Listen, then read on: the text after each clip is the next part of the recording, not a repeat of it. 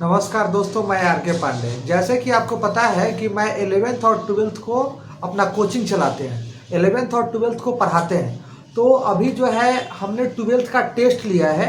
वह टेस्ट जो है मानव स्वास्थ्य एवं रोग चैप्टर से, ये चैप्टर नंबर जो है 8 से है, मानव स्वास्थ्य एवं रोग।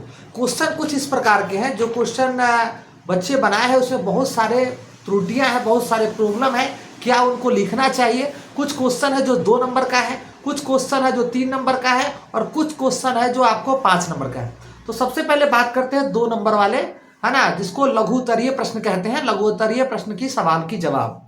सबसे पहला क्वेश्चन था रोगों के लक्षण लिखे। दोस्तों, रोग का लक्षण मतलब सामान्य रोगों का लक्षण, वैसा लक्षण जो आपको सामान्यतः रोगों में देखने को मिलता है। सबसे पहला, अगर आप देखेंगे किसी भी व्यक्ति को, सबसे पहला अगर आपको रोगों का लक्षण बताना है तो सबसे पहला रोग का लक्षण ये होता है कि शरीर में जो है बेचैनी महसूस होती है। उसका भोजन करने की इच्छा नहीं होता है, वजन कम जाता है, उसका WBC की कमी हो जाती है, उसका रक्तचाप में वृद्धि हो जाता है या रक्तचाप में कमी हो जाती है ना, या शरीर का तापक्रम बढ़ जाता है। ये जो है सामान्य बीमारी का लक्षण है। ज्यादातर बीमारियों में आपको ये लक्षण देखने को मिलेंगे। दूसरा क्वेश्चन है प्रतिरक्षा विज्ञान क्या है। दोस्तों, प्रतिरक्षा विज्ञान जिसमें शरीर में अनेक प्रकार के रोगाणु से निपटने की जो विधि है वह प्रतिरक्षा विज्ञान में अध्ययन किया जाता है। अनेक प्रकार की बीमारी होती है, जैसे मलेरिया हो गया, फलेरिया हो गया, डेंगू हो गया, चिकनगुनिया हो गया। तो इस विज्ञान के अंतर्गत रोगाणु से लड़ने के लिए जो इम्यूनिटी है, जो प्रतिरक्षा है, जिसके बारे में अध्ययन करेंगे वह प्रतिरक्षा विज्ञान होता है। दूसरा क्वेश्चन है, और प्रतिरक्षा विज्ञान का जनक है वैज्ञानिक एडवर्ड जेनर। ये बात आपको लिखना था।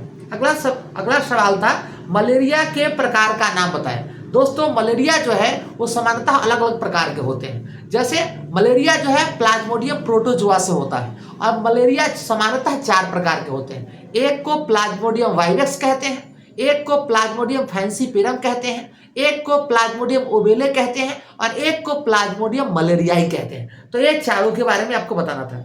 अगला क्वेश्चन था बेनाइल ट्यूमर क्या है।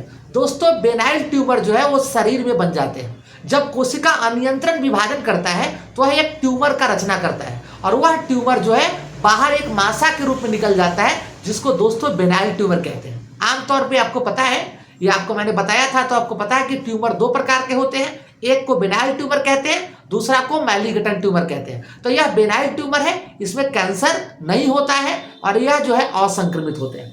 अगला क्वेश्चन है तंबाकू के प्रभाव को परिभाषित करें। दोस्तों, तंबाकू से कई प्रकार के नशीले पदार्थ बनते हैं। जैसे कुछ लोग तंबाकू से धूम्रपान के रूप में सिगरेट लेने का काम करते हैं, कुछ लोग तंबाकू से बने हुए बीड़ी को धूम्रपान के रूप में लेने का काम करते हैं, कुछ लोग गांजा में मिला करके लेते हैं, कुछ लोग उसके खैनी अर्थात कह सकते हैं तंबाकू को कई रूपों में लेने के काम करते हैं। तंबाकू खैनी खाते हैं, बीड़ी पीते हैं, सिगरेट पीते हैं, और इसकी कई प्रभाव है। जैसे बात करते हैं, आमतौर पे प्रभाव व्यक्तिगत होता है, पारिवारिक होती है, सामाजिक होती है। व्यक्तिगत प्रभाव जो शरीर पर प्रभाव पड़ता है उसको व्यक्तिगत प्रभाव कहते हैं। जैसे बात करते हैं, जो व्यक्ति सिगरेट पीता है उसके अर्थात श्वसन नली में या फेफड़े की नली में या नाक की नली में टार जैसे पदार्थ जमा हो जाते हैं, जिससे कैंसर होने की संभावना हो सकती है, जिससे निमोनिया होने की संभावना हो सकती है, कई प्रकार के रोग हो जाते हैं।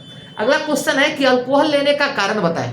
दोस्तों, अल्कोहलिक पेय पदार्थ, जिसमें हम बात करते हैं शराब का, तो शराब लेने का जो है क्या रीजन है, व्यक्ति शराब कैसे लेने लगते हैं। तो सबसे महत्वपूर्ण चीजें हैं वो जिज्ञासा। अगर बचपन से कोई व्यक्ति अगर शराब के बारे में सुना है, जाना है, तो उसके अंदर एक जिज्ञासा होती है कि शराब को एक बार पी करके देखें, वो टेस्ट उसका कैसा है। अगर जिज्ञासा होगा, इस वजह से व्यक्ति शराब ले सकता है। या स्वाद का पसंद आना, अगर किसी व्यक्ति को शराब का स्वाद अगर पसंद आ जाएंगे तो भी व्यक्ति वो शराब ले सकता है। या फिर बात करते हैं सामाजिक दबाव, अगर दोस्त के दबाव से भी व्यक्ति शराब ले सकता है, या समाज में झूठी प्रतिष्ठा को पाने के लिए भी व्यक्ति शराब ले सकता है, या फिर टेंशन, अगर अधिक मानसिक तनाव हो रही है, इस वजह से भी व्यक्ति शराब ले सकता है। तो ये कारण है जिस वजह से व्यक्ति शराब लेता है।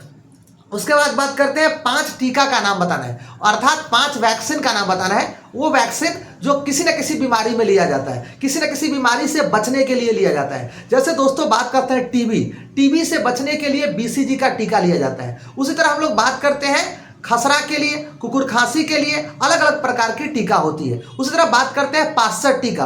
पाश्चर टीका का प्रयोग जो है वह रैबीज के लिए लिया जाता है। उसी तरह हम लोग बात करते हैं ट्रिपल एंटीजन टीका, जिसको हम लोग बात करते हैं काली खांसी में भी लिया जाता है, डिप्थेरिया में भी लिया जाता है, टिटनेस में भी लिया जाता है, जिसको हम लोग डीपीटी कहते हैं। तो डीपीटी टीका भी लिया जाता है। तो ये जो है ये सारी टीका जो है बच्चे में लिया जाता है। कोविड के लिए भी टीका आपने लिया होगा तो आपको पता होगा कि कोविशील्ड रहा होगा, कोवैक्सीन होगा, कई प्रकार के टीका जो है उपलब्ध है मार्केट में, जो रोगों से बचने के लिए लिया जाता है। उसी तरह हम बात करते हैं कुछ जैसे उसके बाद है बी लिम्फोसाइट और टी लिम्फोसाइट में बताना है। दोस्तों बी लिम्फोसाइट और टी लिम्फोसाइट जो है वो शरीर की आंतरिक प्रतिरक्षा होती है, जिसको लिम्फाइड ऑर्गन भी कहते हैं। और यह लिम्फाइड अंग जो है, अर्थात कह सकते हैं कि जो इसकी उत्पत्ति जो है अस्थिमज्जा में होती है, या फिर इसकी बात करते हैं जो संचालन जो है वो थाइमस से होता है। दोस्तों बी लिम्फोसाइट बहुत छोटा होता है और टी लिम्फोसाइट उसके साथ बड़ा होता है। बी लिम्फोसाइट मात्रा में शरीर में कम होती है और टी लिम्फोसाइट उसकी मात्रा में ज्यादा होती है।